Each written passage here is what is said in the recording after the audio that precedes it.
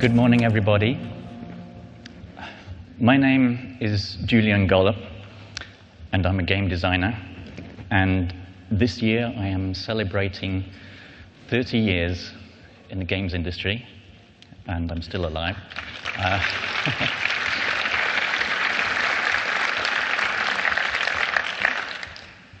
I made my first game in 1983 called Time Lords. It was for the BBC Model B microcomputer, and it is lost in the mist of time. But today I'm going to talk about a game I made 20 years ago, XCOM UFO Defense. So what is XCOM? Before I start, I would just like to ask you how many of you have actually played the game? Okay, how many of you have not played the game? A few, okay. So I'm not going to describe the game in any detail, but I'm just going to describe what happens. So it was launched in 1994 under the name UFO Enemy Unknown in Europe. In March on the PC, a little bit later on the Amiga and CD32. Then a little bit later, in North America, this time renamed as XCOM UFO Defense. And in 1995, on the PlayStation.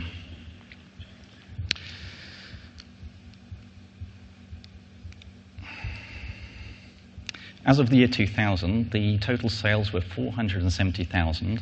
Just over half of those were in North America. The development costs was a mere £115,000, $180K. And whoops, let's go back. And it earned for us just over £1 million in royalties. So it was a very profitable game for myself and my brother, and really profitable for Microprose, of course, because our royalty rate really did suck. But the origins of XCOM actually go back much further. So my original influences were all in board games, and this was from 1978 to about 1983 or 4. Here are a few examples of which really influenced me when I was thinking about XCOM, Sniper, a tactical level World War II game, Traveller, a really excellent science fiction RPG with a superb character generation system, and there were board games like Freedom in the Galaxy, which was basically a board game version of Star Wars. And this game really made me appreciate how you could have different scales within games, because you had individual characters and missions. At the same time, you had an empire with armies and diplomacy and stuff. So one of the main benefits for my design career was that I really did play a lot of board games before computer games even existed.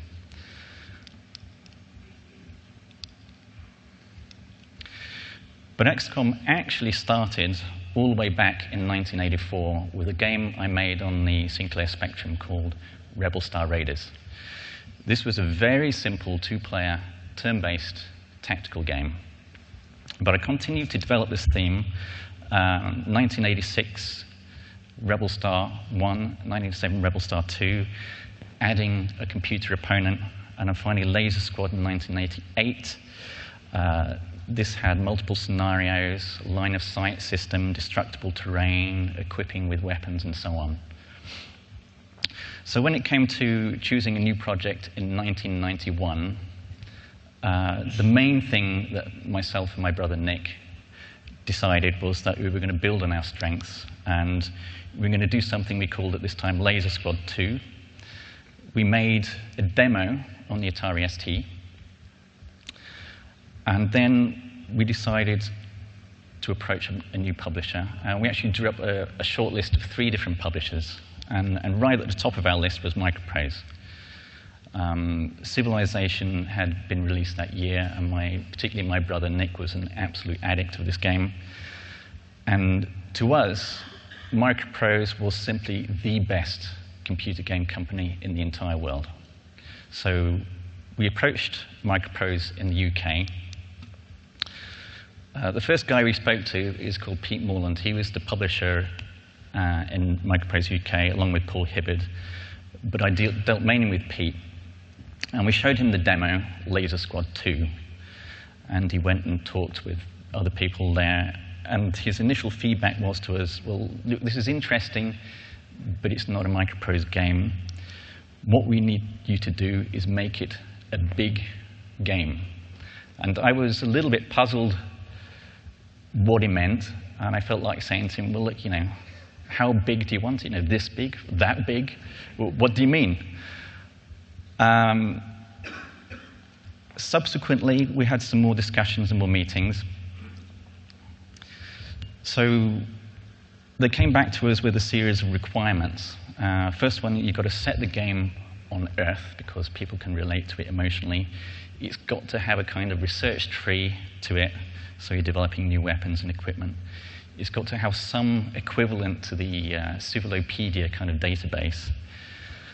So it became very clear what they were thinking about. They wanted something which had some relationship to civilization. This is what a Microprose game was at that time. And then Pete came up with another really interesting idea. He said, how about basing the theme of the game on UFOs? This is because we still had the science fiction theme. It had to be set on Earth. And he was a big fan of Jerry Anderson's UFO TV series. I thought this was a brilliant idea, by the way, and it instantly gave me a whole bunch of ideas. The Geoscape came up straight away from this conversation. So I went away to do some research. I'd never seen Jerry Anderson's TV series, so I got the video and I looked at it. And from this TV series, I got the idea, of course, of the organization. In UFO, it was called Shadow. So this was an organization that intercepted UFOs coming into Earth, intercept from the moon, then from the atmosphere, and when the UFOs land, you had to go and get those. So the whole organization of XCOM comes from this idea, from the TV series. Whoops.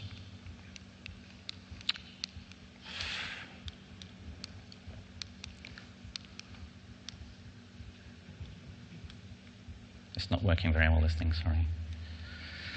But I also went away and I did my own research on, in particular, this book called Alien Liaison by Timothy Good. And this had some incredible stories in it, particularly the story of a guy called Bob Lazar, who allegedly worked at Area 51, trying to reverse engineer real alien technology. These alien craft supposedly powered by element 115, which I named Illyrium in the game. And it had the stories about cattle mutilations and abductions and the little greys. And I thought this was actually much more interesting than the aliens in Jerry Anderson's UFO series. So I based the story of the game really around UFO folklore. And one of the advantages of this is that when the X-Files was aired for the first time in September 1993, there was a real benefit for the game because it drew on a lot of the same source material. So the whole theme of the game had a real hook, and it was just luck, really, that we had the X-Files on TV shortly before the game was launched.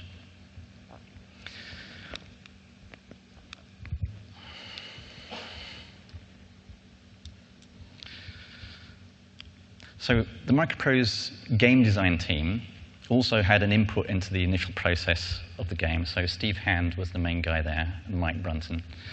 And Steve was a big fan of Laser Squad. And he really helped to push the Microprose guys to sign up the game. He had an input into this whole big game concept, trying to push us in the direction of making a much bigger game than just Laser Squad 2.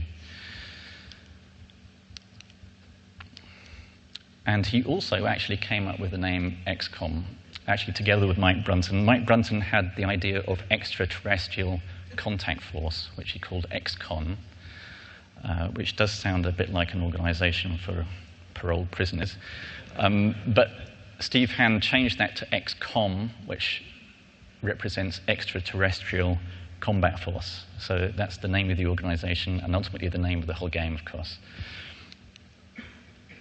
And the other thing that Steve did was he helped define the art style of the game. He wanted the style to have a very comic book look to it, and also reminiscent of some of Jerry Anderson's TV series. So I went away and I designed the game. I came up with a design document which was just 12 pages long. I'd never written a game design document before in my life, by the way, at this stage. And the problem with it was that it didn't really work for Microprose. They didn't understand how the game worked. I actually had to go there in person and explain things and have a lot of questions thrown at me. Steve said the document was very poor, and if it hadn't been for the fact that we'd done Laser Squad, he would have cancelled the project there and then. And he also said that the alien types I had in the game were boring. I had little alien greys, I had men in black, I had a chupacabra-style monster, all the things from UFO folklore, but the Microprose team really didn't like this at all. I had to drop the men in black, by the way. The reason I was given was that Microprose were developing another game which involved UFO conspiracies and men in black, and they didn't want there to be any conflict between the two games. And the other major game design glitch, I guess, was that the initial UFO interception system didn't work. We actually implemented a system where you had like a view from the cockpit of your interceptor, and you saw the UFO coming straight towards you like this. You hit the left control key and you fired a rocket. You hit the right control key and you fired your cannons. And it used like a sprite scaling algorithm. And it was kind of a bit arcadey, and yeah, it wasn't very good. So we junked it completely and came up with something a little bit simpler and more abstract. But that was actually the only major change in the game design, and actually it wasn't really much of a change in the game mechanics. And I would have to say that the final game was actually very, very close to that original design document. There was no feature creep, there were no features cut.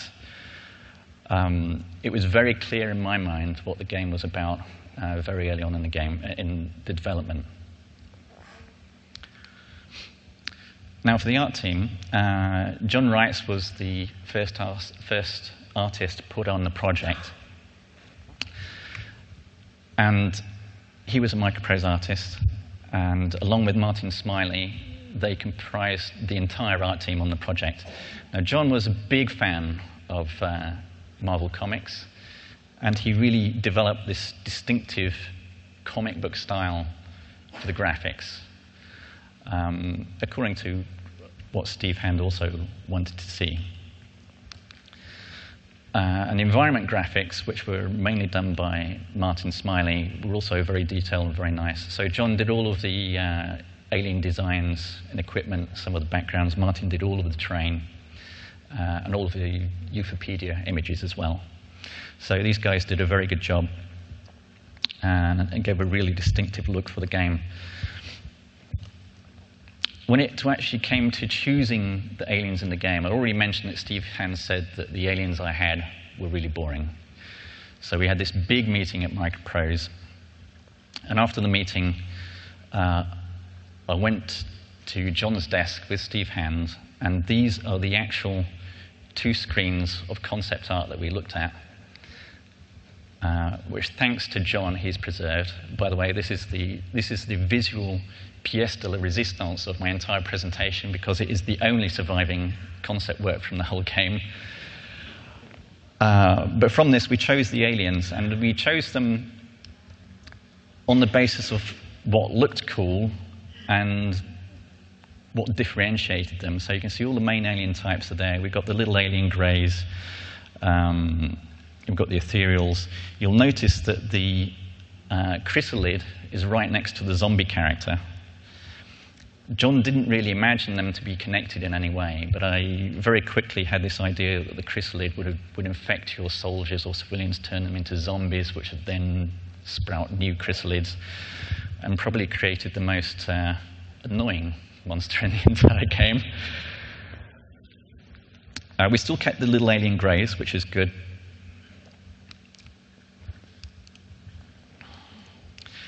And it was an unusual case of function follows form. So basically, the aliens were chosen purely on John's imagination, and I had to kind of retrofit the functions, abilities, and the story of the aliens after actually choosing the graphics. It's a bit unusual, but it worked.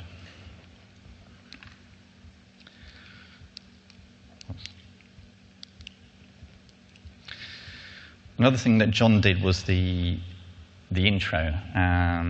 This was a very memorable intro, very comic book style influence. I had absolutely nothing to do with it whatsoever.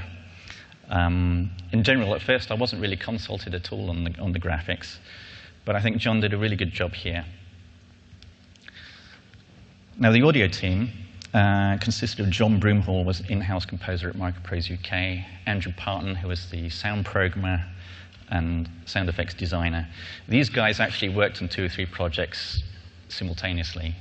So UFO was just one of the projects they worked on.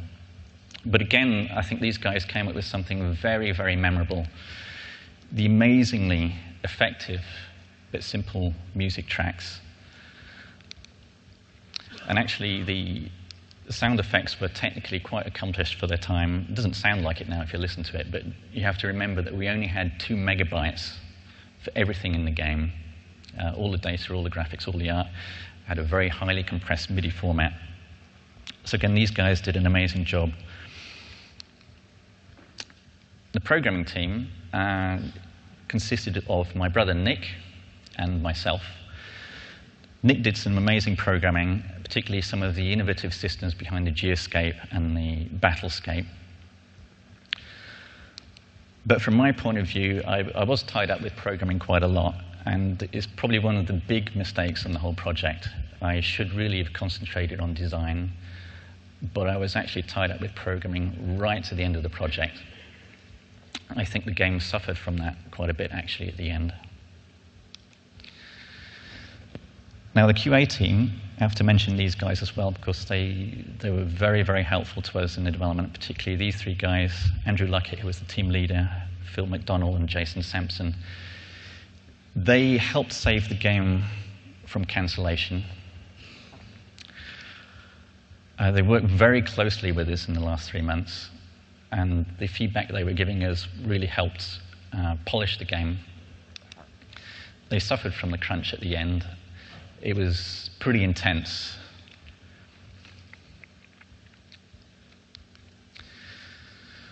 But for most of the production, we didn't have very many issues. The producer, a guy called Tim Roberts, was actually very laid back. I've put this down as a positive point, because it really allowed me to just focus on the game without any interference, which was great. Once we got over those initial game design glitches, it was absolutely plain sailing for me. He would come to visit us once a month in Harlow, Essex. We'd go out to the pub, we'd have a pint of beer, and he'd say to us, well, you know, guys, how's it going? And we said, yeah, well, great. If he was lucky, he might get a disc to take back with him. But there was no Microsoft projects and schedules or anything like that. But of course, there is a downside to this, because certainly when it became clear that the game was taking a long time to develop, if I was Tim, I would have said to me, look, you guys obviously need more help to finish this project, so you know, why don't you hire some extra programmers? Why don't you, Julian, focus on the game design? But that didn't happen. We just continued as we were.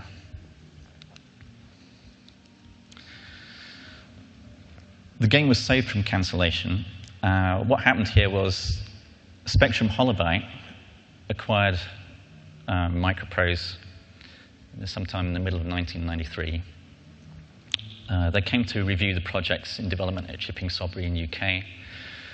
They took one look at XCOM and said, nah, we don't like this, cancel this project. The project was actually officially cancelled. However, Pete Morland, Adrian Parr, and Paul Hibbard got together. They had a meeting. They decided, no, we're going to continue with this project. But they didn't tell Spectrum Holobyte this, by the way. So really, thanks to the support from Microprose UK, the project was saved. The QA team, as I mentioned earlier, had already started testing the game at that stage, and they were also instrumental in making sure that the game continued in development. So overall, I would say from everybody in Microprose UK, there was really a lot of support for the game. But another problem we had was that we signed a contract to make the game in 18 months. Now, it's not that anybody thought we would actually do it in 18 months. This was just the standard contract that Microprose made. We had absolutely no problem in extending the contract, but it did become nearly 2.5 years, which is quite a long time.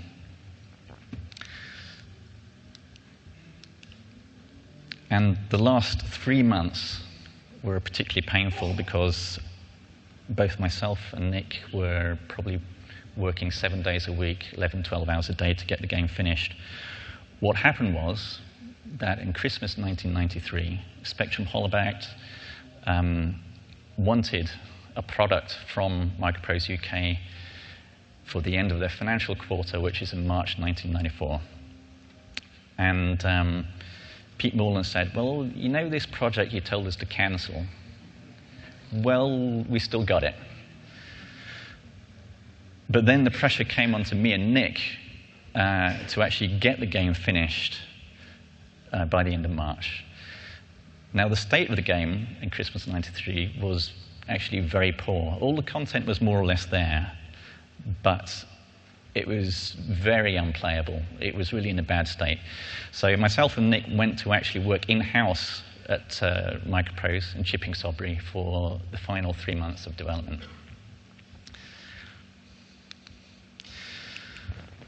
But when it came to the actual design of the game, I'm not going to go into a huge amount of detail, but I'm going to try and identify some of the features which I think probably made it a bit more distinctive.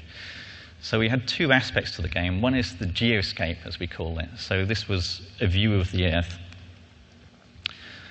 And from this, you accessed all the strategic management level of the game, and it was in real time. And you could zoom into the Earth, you can rotate it, and the sun would rotate around the Earth, which is all brilliant programming by my brother Nick. And to my knowledge, there was no other game that used this kind of view, if you like, of the strategic part of a game. And it worked really well. One thing it gave you really was this sense that you were in control of this worldwide organization. You had to stop the aliens. You had this freedom of decisions, but you had this burden of responsibility as well. The downside, of course, is that it's pretty overwhelming for a new player. There's no tutorial in the game. The first thing you're asked is, choose where to build your base. And you think, well, how the hell am I supposed to decide that? But those were the days when the tutorial was actually in the written game manual, and you had to read the manual to learn how to play the game.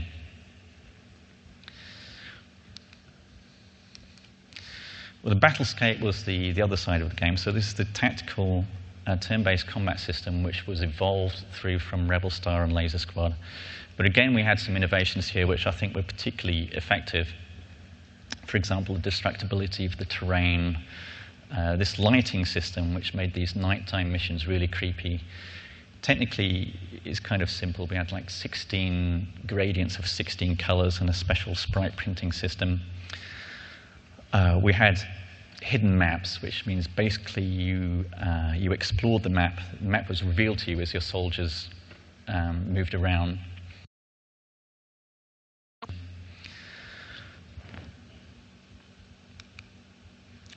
But a real big part of the game was this emotional investment in your soldiers. Because your soldiers carried over from one tactical mission to another. You were developing them, equipping them, and you often had this nail-biting decision whether to send your best soldier in to fight some aliens or send them around a corner, knowing that they might be killed. So the decisions became a little bit more nail-biting, and the whole tactical game had this underlying tension, fear, and suspense, which really made the game work. But there were a number of problems with it. So, I mean, hunting the last alien, probably you've all done that. I mean, you can't really blame the aliens, to be honest. You've practically killed all of them. There's one left. What's he going to do? He wants to run away. He wants to hide. We could have solved this problem, of course, but again, I think one of the reasons we didn't solve this is because of the timescales that we were working under. So the balance and pacing problems, these came in the later stages of the game, particularly with psionics and blaster launcher. And again, this is probably due to the lack of testing that we were able to put into the game. The interface, again, was a little bit sucky. Equipping was a pain in the butt. There was a lot of management involved, micromanagement involved, both in the tactical and the Geoscape.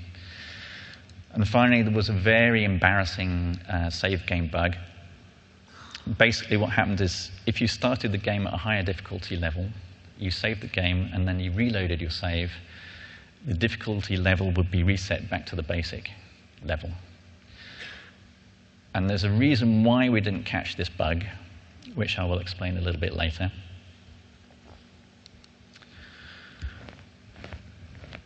But in trying to assess what really made the game work, it's really a question of the whole being greater than the sum of its parts. So if you look at the different aspects of the game and how decisions in one area can affect what goes on in the other area, you can see you've got a pretty complicated matrix. But what absolutely drives the game is this reward cycle going from Geoscape to Battlescape back to Geoscape again. You know, what you get from a tactical mission gives you stuff to research and build, and what you build you really then want to play with again in a tactical mission, and it kind of makes it a little bit difficult to stop playing a game. And this very messy diagram is one of the reasons why it was a little bit difficult to explain how the game actually worked to the Microprose designers at the beginning of the project. Because there wasn't a game like it before, for sure. And the interactions between all these parts, which taken separately and individually are actually relatively simple. But together you've got a real sense of emergent complexity coming from the game system.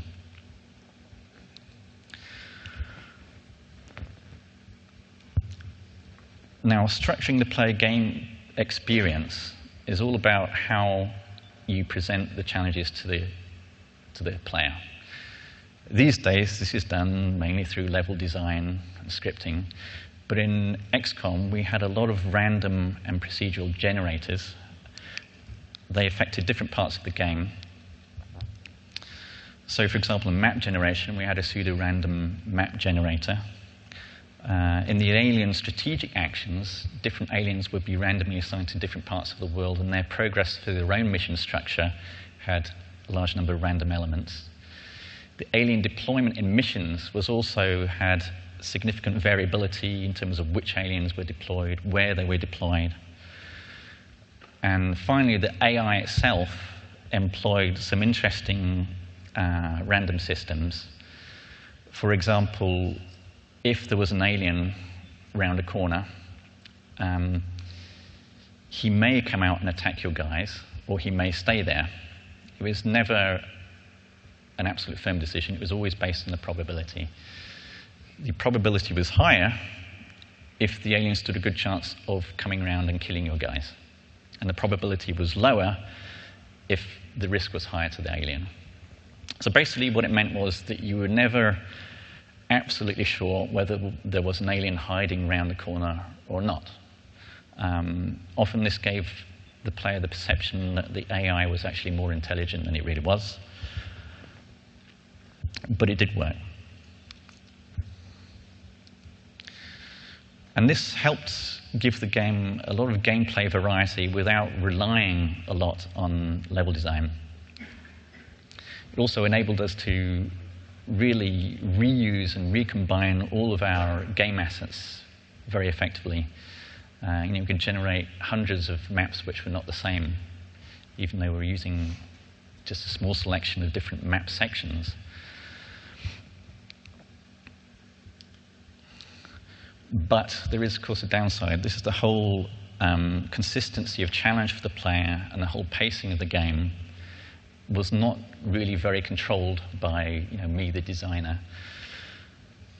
And this really created a problem for us. It made the game very difficult to test. It took a long time to play it through. So I tried to solve this problem by putting a dynamic difficulty adjustment system in. The way this worked was very simple.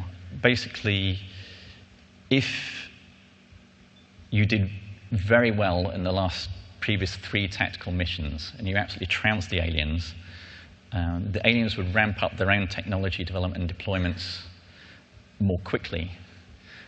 If, on the other hand, conversely, you're doing very badly, the aliens wouldn't throw in some extra stuff. So it kind of adjusted the difficulty as you went along. And this was the reason that we didn't actually get or detect that save game bug, which I talked about earlier. For me, it wasn't an ideal solution to the whole problem, but it was one that we had to implement at the time. And I think keeping the level of challenge consistent for the player is actually a very difficult issue for games like this, for strategy games. And what we did at least worked partially, at least for the first 2/3 of the game, it worked quite well. So to sum up on the design side, my game design philosophy. I believe that a game system should have a life of its own, such that it repeatedly generates experiences that are fresh and engaging and challenging for the player. For me, it's about game systems and dynamics. And the actors in this system should appear to be intelligent and responsive to the player's actions. In XCOM, we did this relatively simply. You may notice I put the word appear to be intelligent. It doesn't have to be that intelligent. It only has to appear to be intelligent to the player. And the player gets this feeling that he's really dealing with an intelligent menace, and he has to make intelligent decisions to win. In a way, what I'm describing here is a type of emergent gameplay, single-player emergent gameplay.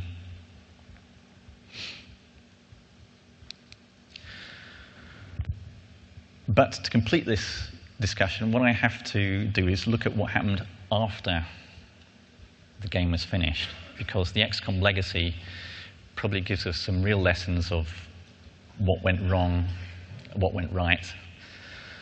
When we finished the first XCOM game, Spectrum Holobyte immediately wanted a sequel within 6 months. They changed their tune. A year earlier, they wanted it cancelled. And I said to Pete Morland, well, look, there's no way that we can do anything effective within 6 months apart from reskinning the game. So what happened was we licensed our code to Microprose, and they developed XCOM Terror from the Deep. I had absolutely nothing to do with this project. It didn't take them 6 months, by the way. It took them a year. Meanwhile, myself and Nick worked on XCOM Apocalypse, which took the game in a slightly different direction.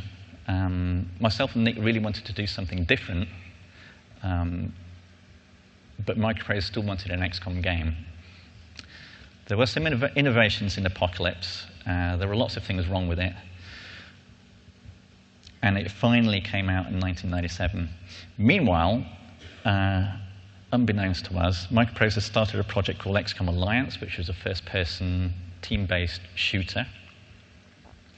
This was in Microprose shipping Sudbury. And in the US, they began work on XCOM Interceptor, which is an X-Wing style space sim. And you can see immediately that there was nobody really trying to control or manage the brand. So the game was going off in completely different directions.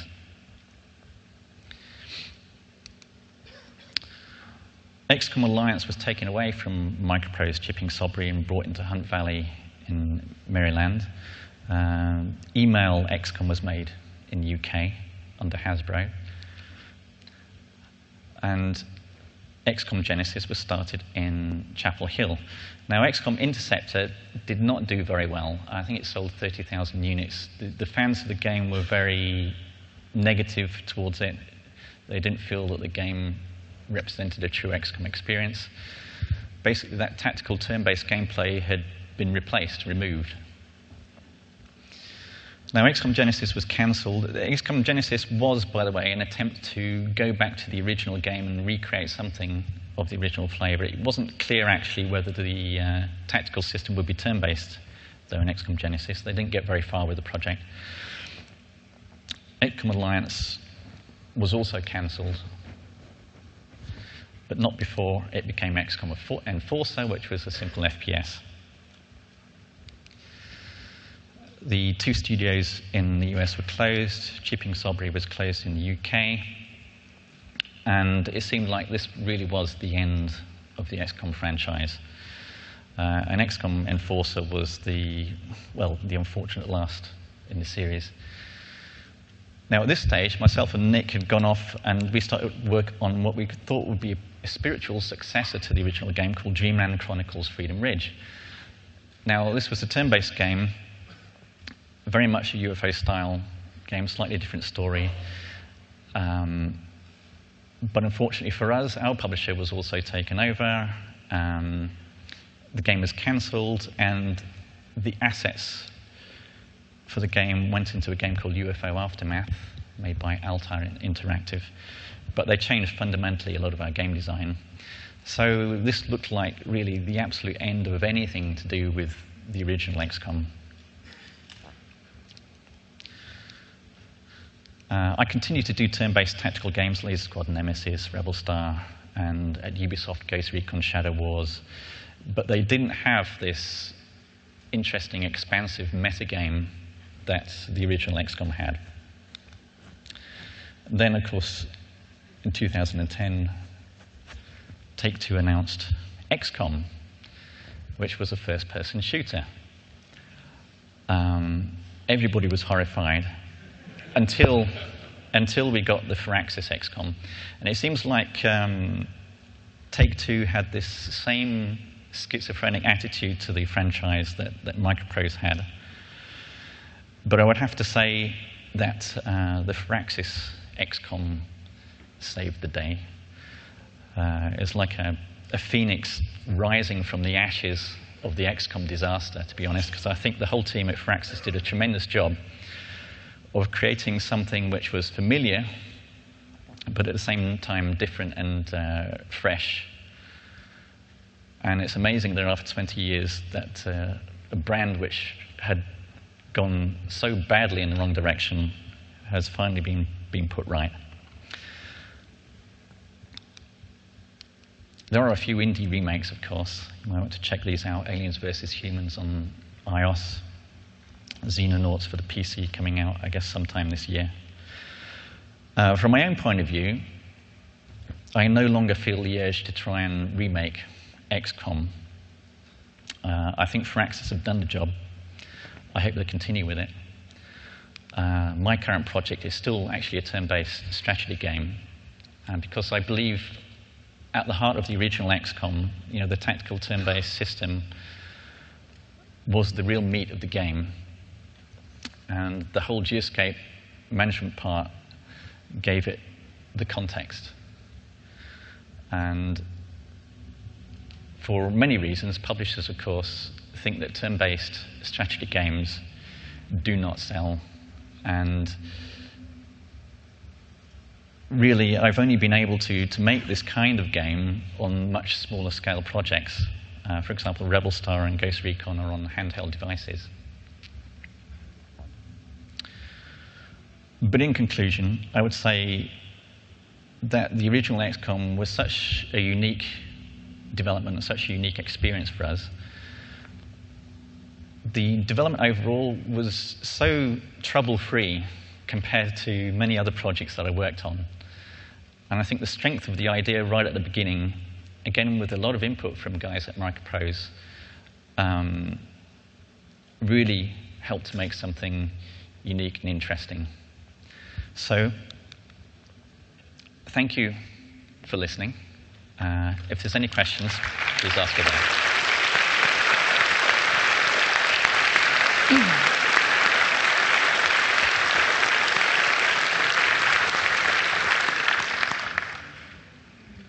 Okay. Yes, I was wondering, early in the presentation, it seems like you got a lot of support from the team at Microprose and things like that, and they had a lot of input actually in some key designs of the game, and then later, at least from this narrative and from what I've read online, Spectrum Holobyte was not that, and then with the whole legacy of XCOM being spun in all these different directions and things, I was wondering if you could comment on the kind of role between the designer and then management kind of randomly inserting itself, and when management was good and when it was bad, and how over your career now you're working on Chaos Reborn, it almost feels like you've gone indie, you know, how you feel, like what lessons you've learned from that and how you want to control Chaos now and develop that so that you can, you know, get that the way you want it to be, basically. Okay. Sorry, I'm gushing and I'm incoherent. Okay, so what was your first question? First question was basically, there was good cop, bad cop in terms of management. You know, it seems like Microprose were the good guys and Spectrum Holobyte were the bad guys, and then... Okay, so the question is, what really was the relationship with the Microprose management, and how did they affect? Well, there were some key things they did which were really good. You know, the whole idea of making the game big and making it about UFOs. But actually, they had a very light touch. They did not interfere with what we were doing at all. So it's really just over those first few glitches that I explained, the whole period of development was exceptionally smooth. I did exactly what I wanted to do without any interference. And I guess that's partly because they had a lot of confidence in what we were doing. You know, after we got over some of the initial hurdles as to really what the game was about, it was plain sailing. And in my experience, this simply does not happen on any other project that I worked on. So you had a second question about Chaos, though. Sorry. Yeah. So now that you had this great experience with Microprose, which you said has like been unrepeated, and now you're working on Chaos, how are you internalizing these lessons from this good experience and all these bad experiences in between to make sure that you can get your vision through in Chaos and not get derailed and things like that? Well, with Chaos, it's easy, because I'm now an indie developer. I'm only responsible to me. But actually, what I'm trying to do with Chaos is actually involve the players and the community in the development process, something we did in Laser Squad Nemesis, which worked really well.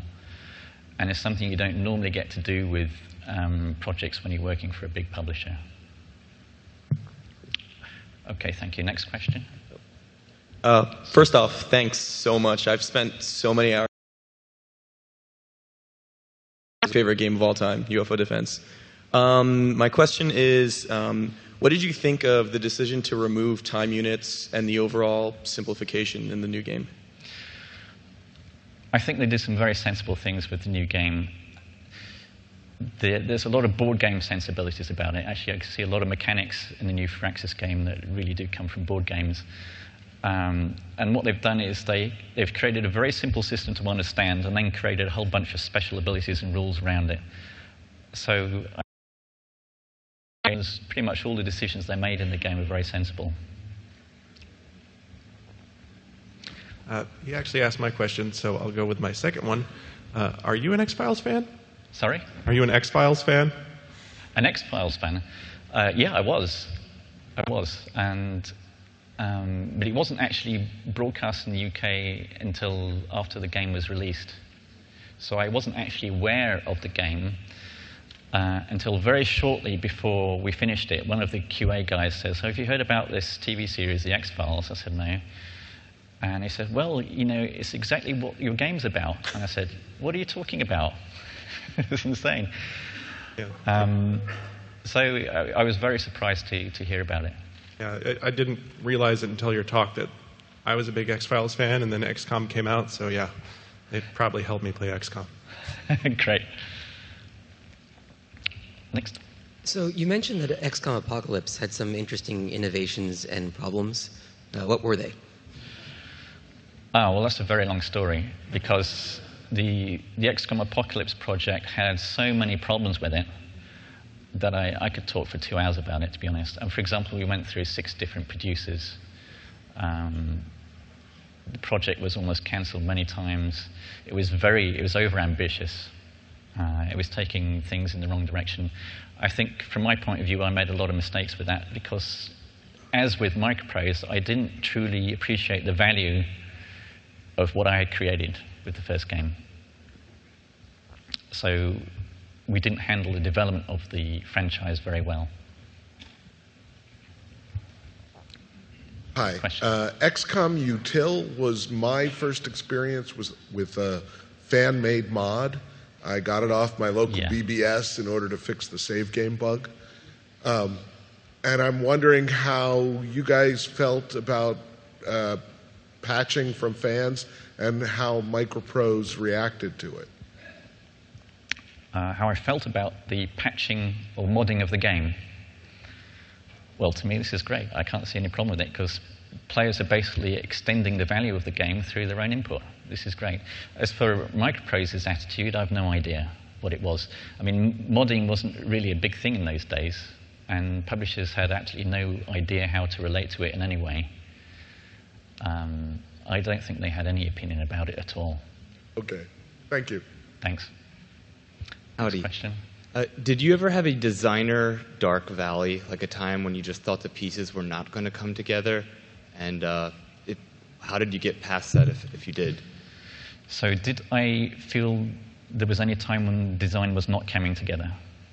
No, absolutely not. Really? Well, strangely, on this project, no. I mean, everything to me seemed very clear from the beginning. There was no doubt in my mind what the final game was going to be. It's pretty unusual, by the way. But actually, all the projects I worked on up to that point were kind of similar. Everything I've worked on since the original XCOM has had exactly those difficulties. And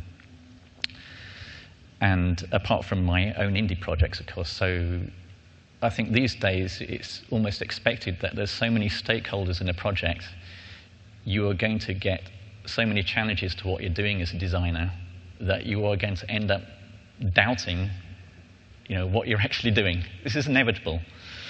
But on this project, no, I didn't experience it at all.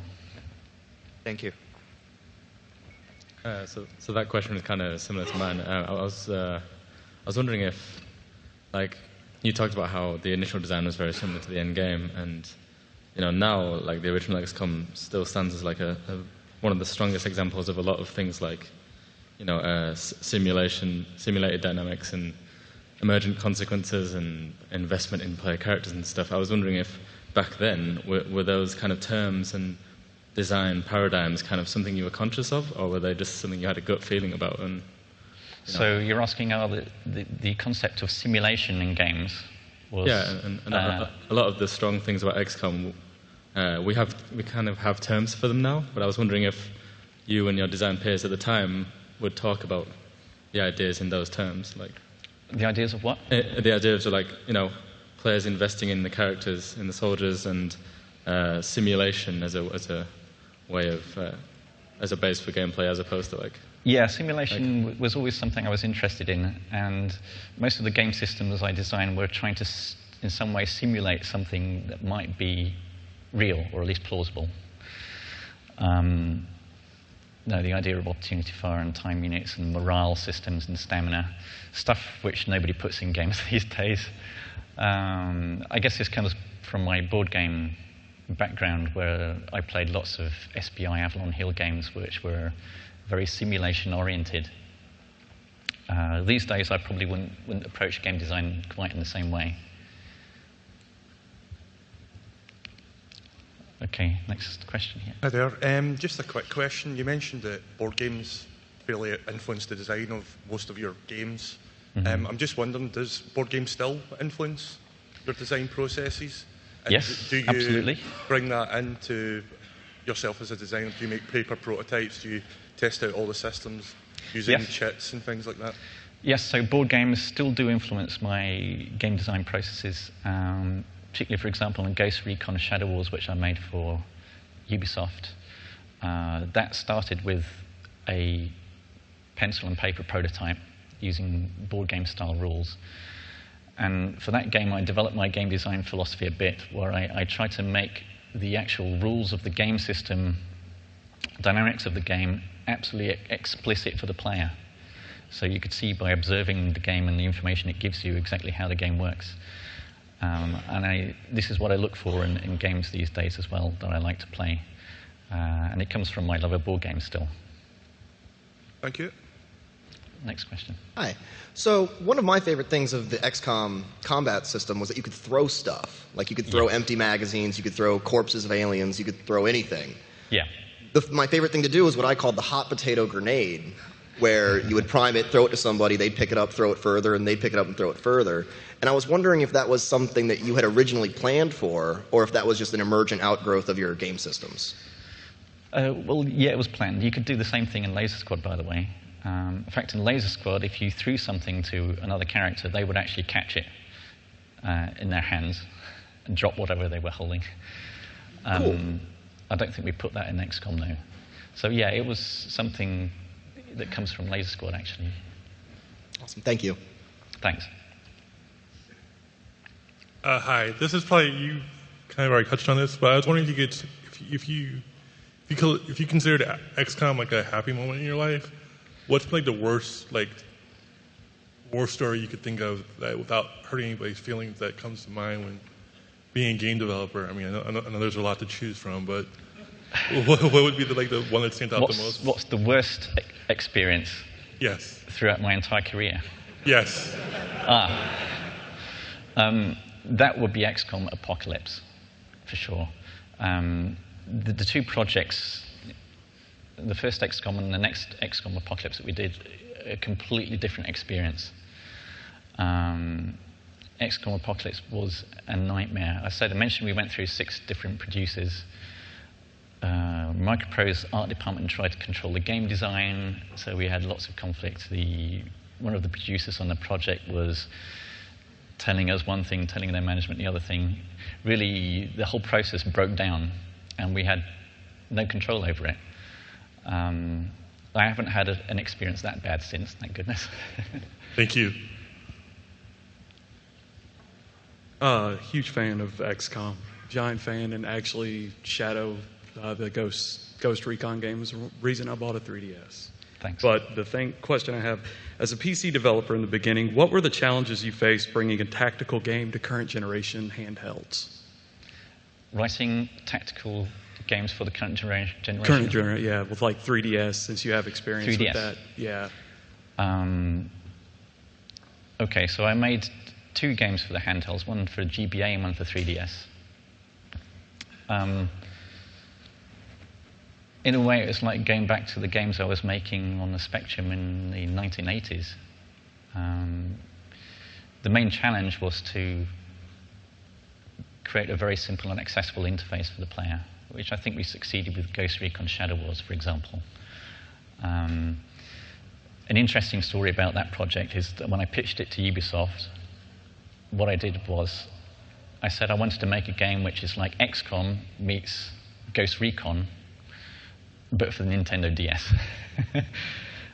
They bought the idea, but when we presented the initial project to them, they said, well, this doesn't look right because it looks more like a PC game than a DS game. And I said, well, yeah, that's what I pitched.